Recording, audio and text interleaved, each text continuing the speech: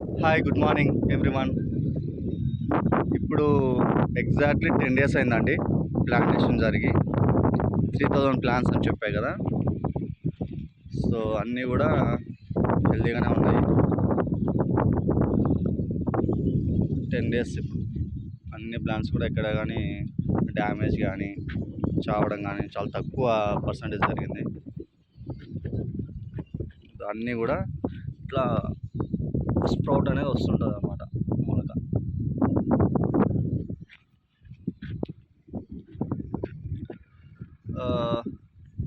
ఒకటే చెప్తాను, ఎంత చదువుకున్నా ఏం చేసినా కూడా మనం లైఫ్లో పీస్ ఆఫ్ లైఫ్ ఉండాలి. అండ్ ఎర్నింగ్ అనేది ఒక వే ఉండాలి. అన్నీ ఉండాలి.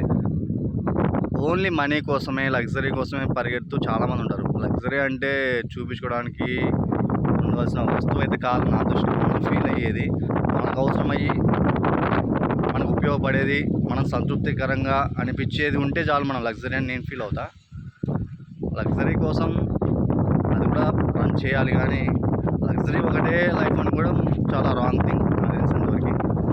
చూడండి ఇంత ప్రశాంతం, చాలామంది జాబ్ చేసే వాళ్ళకి తెలియదు ఈ లైఫ్.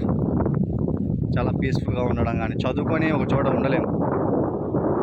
సో అది చేయాలి ఇది చేయాలని బయటికి పరిగెడుతూ ఉంటాం, ఫ్యామిలీని వదిలేసి, పేరెంట్స్ని వదిలేసి. సో నేను అలాగే పరిగెత్తా 13 years. బట్ ఫ్రెండ్ వచ్చేసి హోమ్ టౌన్కి వచ్చా.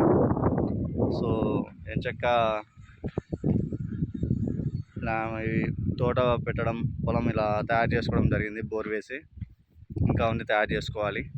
సో యంగ్స్టర్స్ అందరూ రావాలి వ్యవసాయంలోకి, కొంచెం టెక్నాలజీ కూడా యాడ్ చేసుకొని రావాలి. టెక్నిక్స్ పాటిస్తే చాలు.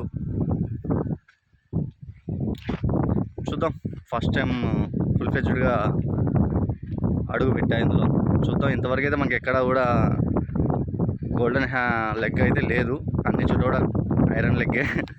బట్ ఇప్పుడు కూడా వ్యవసాయం చూడాలి కదా ఎట్లా ఉంటుందో. ఏదన్నా కానీ లైఫ్లో రెడీ ఉండడమే అండి ఎదుర్కోవడానికి. కష్ట నష్టాలు, everything, what ever the pain, ఏవైతే మనకి పెయిన్ అనిపిస్తే అన్నీ కూడా ఫేస్ చేస్తూ వెళ్ళిపోవడమే. వాటిని తప్పించుకుంటూ హైడ్ చేసి అయితే వెళ్ళలేము. సో అండర్స్టాండ్, లైఫ్ని అర్థం చేసుకోండి.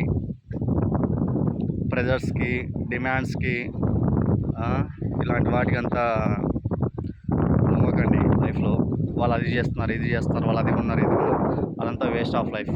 మన కోసం మనం బతికేది లైఫ్, రియల్ లైఫ్. ఓకేనా? Thank you.